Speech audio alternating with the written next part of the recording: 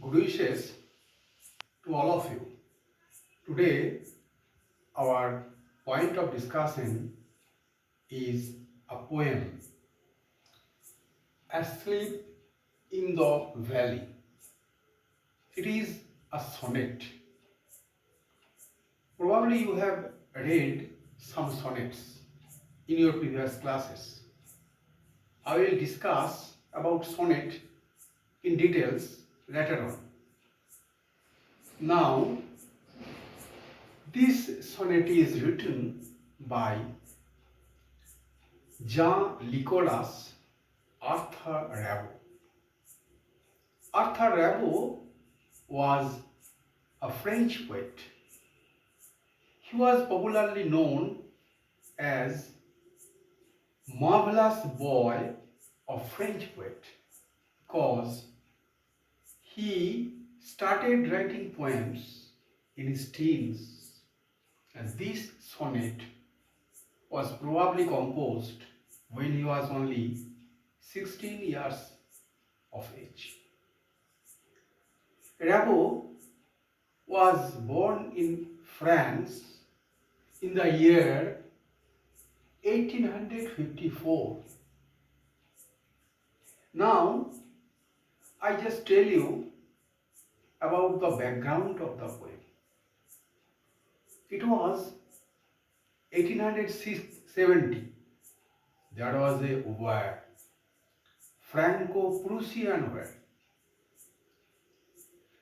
After this war, one sunny morning, Arthur Rimbaud was traveling across a valley, Sarleville in France. There, he chanced to meet a soldier. The soldier was lying dead. Arthur Rimbaud was very much shocked at this incident, and probably he composed this sonnet after this. Now we will read the poem. Before doing that, listen to me. Originally, the name of the sonnet was La Demeure du Val. It is in French. It was included in his collected of poems, the Poesis, in the year 1872. 1962, in the year 1962,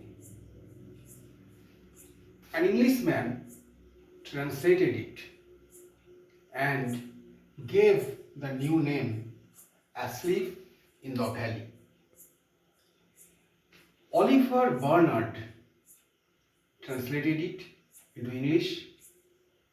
Let us go through the sonnet, the poem. A small green valley where a slow stream flows and leaves long strands of silver on the bright grass. From the mountain top stream the sun's rays, they fill the hollow full of light. I am not an artist. I have just made a sketch. I think it will be helpful for you to understand the poem. So, the first curtain of the sonnet, first four lines, small green valley. A description of nature, a valley. What is valley? A place between two hills, where a slow stream flows. A stream, that is a small river, flows slowly and leaves long strands of silver on the bright grass. From distance, the river looks silvery and grass is bright. From the mountain top stream the sun's rays. Sun shines from the mountain top. and it fills the valley with bright rays. They fill the hollow full of light. Beams of sun fill the hollow, that is the valley full of light. So this is the sun, this is the mountain top, this is the valley, this is the stream. It looks silvery. In the first curtain, there are two streams. First stream is a noun, it's a river. And second stream, it's a verb, pour out, flow. That is, in the first curtain, in the first four lines, we get a description of nature, beautiful nature. Stream flows, green valley. The stream looks like silver, sun shines, everything is bright, grass is bright, and the valley is full of light. Now, the second curtain, a soldier, very young, lies open-mouthed, a pillow made of fern beneath his head, asleep, stretched in the heavy undergrowth, pale in his warm, green, sun-soaked bed. Now we get the picture of a soldier, very young, lies open-mouthed. He lies open-mouthed. A pillow made of fern beneath his head.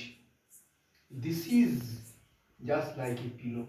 Fern, weedy plants under his head. He uses these plants just like a pillow. Stretched in the heavy undergrowth, extended his body, his hand, his two legs are extended. Where? On the bush, on the weedy plants, that is heavy undergrowth.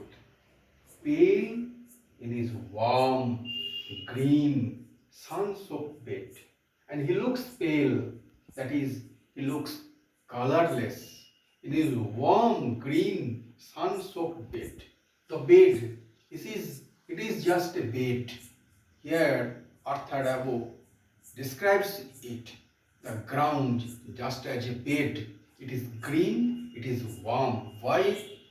Sunlight is there, so it is warm, sun-soaked, sun-bathed bed.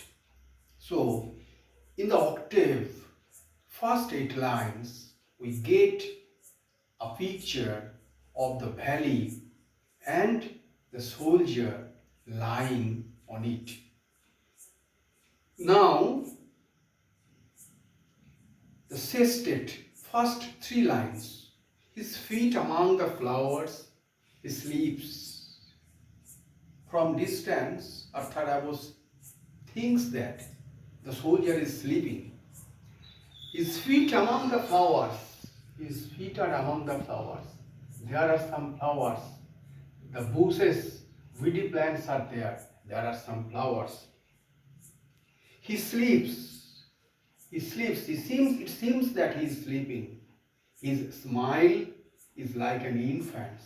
He is smiling, and his smile is like a child, a baby, an infant, gentle, without guile. And his smile is very much gentle, that is soft, quiet, without guile, without trickery, without deceit. He is innocent. Ah, nature, keep him warm, he may catch cold. Then Arthur requests nature to keep him warm, otherwise he may catch cold. He will sleep comfortably, eat sun rays on his body. Now, the last part, last 3 lines of the sestet. Though humming insects don't disturb his rest, humming insects, we know there may be some insects, bees, flies, they fly and they make sounds while flying around him. The humming insects don't disturb his rest. Now we realize that Arthur Rimbaud, the poet, the speaker, has realized that the soldier is dead. So no humming bees, no humming insect will be able to disturb his rest because he is dead. He sleeps in sunlight. He is sleeping in sunlight, one hand on his breast, one hand on his breast, at peace. That is, in serene, tranquil, calm state. In his side, there are two red holes. In his side, left side, there are two red holes. That is, two bullet wounds. Now it is clear that he is no more. He is dead. So, the picture of the dead soldier is clear, and we read the poem clearly. Later on, in part 2, I will discuss the questions, title, summary, central idea, structure of sonnet, various types of questions, and others. Let's review. Good wishes to you. Thanks for watching. Good night.